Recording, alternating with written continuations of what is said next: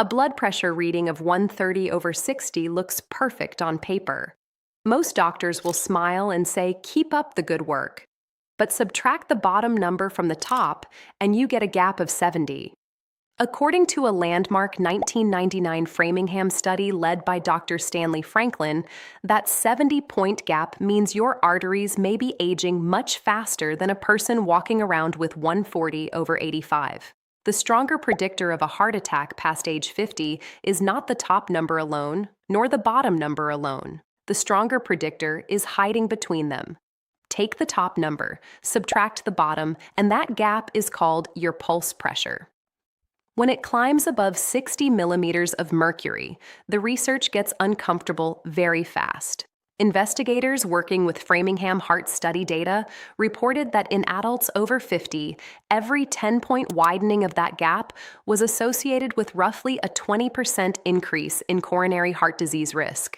That study followed nearly 2,000 people free of coronary disease and did something clever. It held the systolic constant and let the diastolic move, then held the diastolic constant and let the systolic move, watching which arrangement predicted the most heart attacks. The answer repeatedly pointed at the spread between the two numbers rather than either one standing alone. A lower diastolic under a fixed systolic, which sounds reassuring, was actually associated with higher risk, because a lower diastolic means a wider gap. Here is why that should stop you for a moment. A reading of 130/60 looks wonderful, but the gap is 70. Meanwhile, 140/85, the kind that gets a lecture and sometimes a prescription, carries a gap of only 55. In the pulse pressure research, the reading that earned a smile at the checkup may actually be the more concerning of the two. The 140/85 patient walks out with a warning. The 130/60 patient walks out with a compliment and a handshake. Yet the arithmetic says the person who got praised is carrying the stiffer, more vulnerable arterial system. This becomes the dominant pattern in the 7th and 8th decades of life, and it is the single most common way serious cardiovascular risk gets waived through a routine appointment. To understand what is happening inside your body, the pulse pressure gap is essentially a report card on how stiff your largest artery has become. Your aorta, roughly the width of a garden hose, is not supposed to be a rigid pipe. In youth, it behaves like a balloon. Every time the heart contracts, the aorta stretches to absorb the surge, then recoils to keep blood flowing smoothly forward. That stretch and recoil keeps the top number from spiking too high and keeps the bottom number from falling too low between beats. The technical name for this cushioning ability is the Windkessel effect, borrowed from 19th century German engineering, where a Windkessel was an air chamber that smoothed the pulsing output of a fire pump into a steady stream. Your young aorta is that air chamber, converting the violent ejection of the heart into smooth, continuous flow. The elasticity comes from a protein called elastin, laid down in the arterial wall mostly before age 30, arranged in sheets that let the vessel expand and spring back hundreds of thousands of times a day. Here is what time does to that arrangement. Elastin does not regenerate meaningfully in adulthood. A heart beating 70 times a minute delivers roughly 100,000 stretches to the aorta every day, close to 40 million a year, and over 2.5 billion by age 70. As the elastin fractures, the body fills the gaps not with more elastin, but with collagen, the protein that tendon and scar tissue are made of. The aorta gradually swaps a material like a rubber band for one like a canvas strap.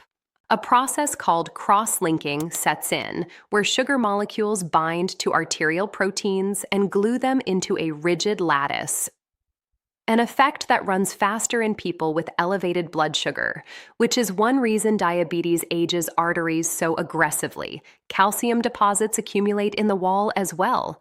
The sum of all this is a garden hose slowly turning into a copper pipe, and a stiff pipe does two things to your numbers simultaneously. which is exactly why the gap tells the story neither number can tell alone. When the aorta can no longer stretch to absorb the heart's ejection, that pressure has nowhere to go but up, so the systolic rises.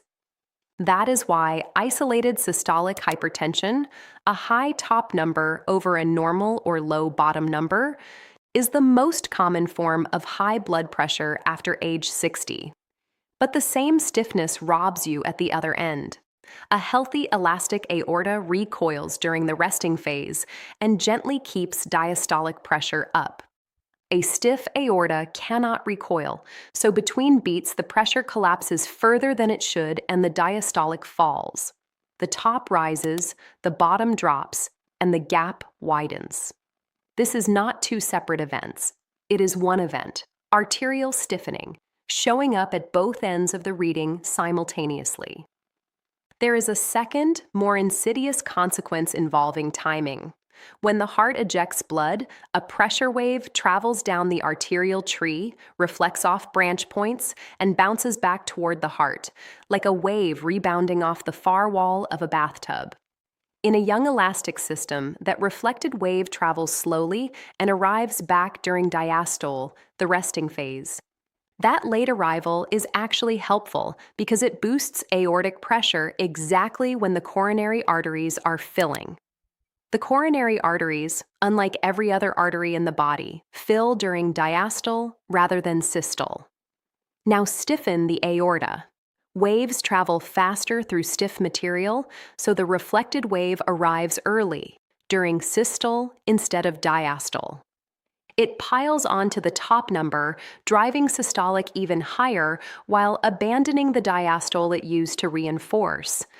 Coronary filling pressure drops at the exact moment the heart muscle is trying to feed itself.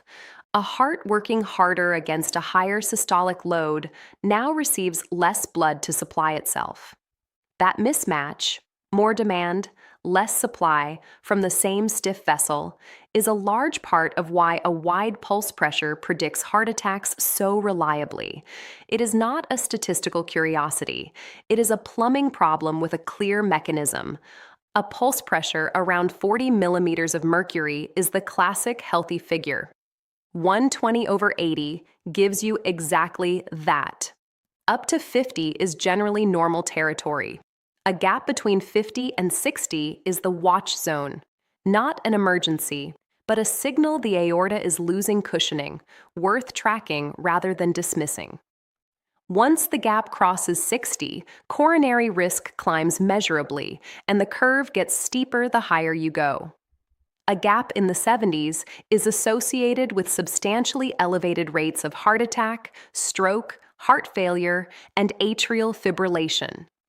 A stiff aorta also transmits its unbuffered pulse deep into the small vessels of the brain and kidneys, organs not built to withstand that pounding, which is why high pulse pressure has been linked to white matter damage in the brain and declining kidney function. One crucial caution: pulse pressure must be interpreted alongside the mean arterial pressure.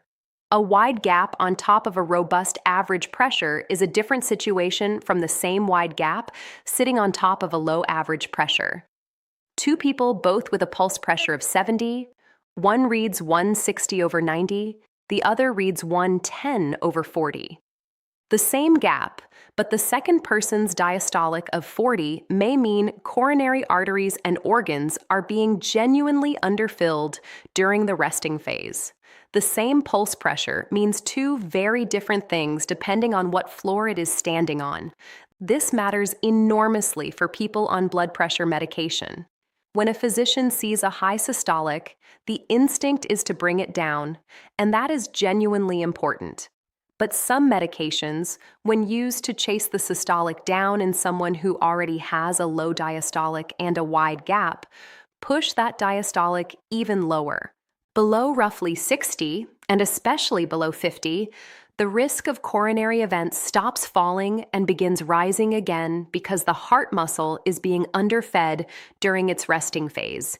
You can lower the top number and still harm the patient if you do it by collapsing the bottom number in someone whose arteries are already too stiff to keep it up. The goal is not simply a lower top number. The goal is a narrower gap achieved without starving the diastole. To get accurate home readings, follow a 7-day protocol. Twice in the morning and twice in the evening for 7 consecutive days, 1 minute apart, written down every time. Discard day 1 entirely. Then average the remaining readings and subtract bottom from top. Sit with back supported, feet flat, bladder empty, quiet for 5 minutes before starting. Support your forearm on a table so the cuff sits at heart level. Letting your arm dangle can inflate the systolic by as much as 10 points. At your next checkup, ask your physician 2 specific questions. First, my pulse pressure is running above 60 ANSI given my age. What is that telling us about arterial stiffness? Second, if you are on medication, as we work on my top number, are we monitoring the bottom number so it does not fall too low? Those 2 questions force the hidden math onto the table before a silent gap becomes a medical emergency.